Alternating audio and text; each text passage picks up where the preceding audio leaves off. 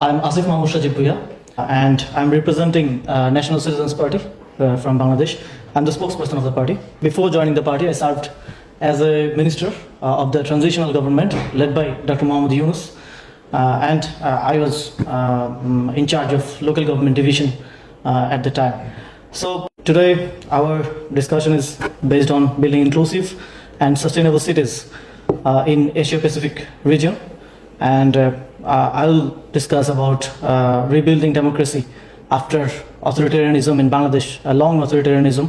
So how was the process? What is the experience of Bangladesh improving, developing our human rights situation, and where we are standing now?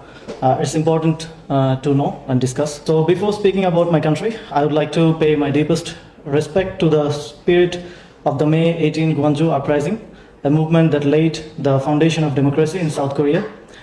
As I walked through the May 18 archives and the National Cemetery during the Human Rights Tour organized by this forum, I felt an overwhelming sense of familiarity. It reminded me deeply of our own July uprising of 2024 in Bangladesh, a mass uprising in which around 1,400 people lost their lives, demanding dignity, justice, and democratic rights. On the 5th of August 2024, Sheikh Hasina fled the country in the face of that resistance, and we formed a transitional government under Nobel Peace Laureate Professor Mohammad Yunus.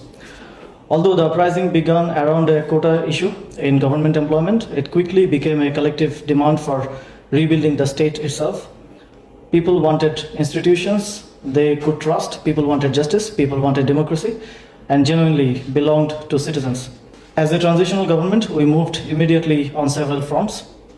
On accountability and human rights, we initiated legal process regarding the killings during the uprising, established a fact-finding commission on enforced disappearance, which revealed that more than 4,000 people had been victims over the years, and signed the International Convention for the protection of all persons from enforced disappearance.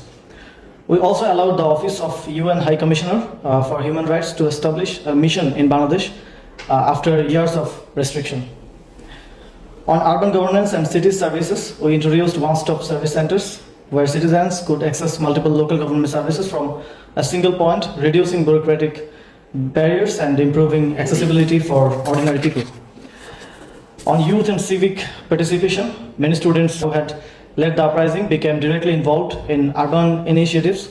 For example, students were engaged in traffic management efforts in Dhaka, contributing to public discipline and awareness while also gaining part-time employment opportunities. We also emphasized gather youth participation in urban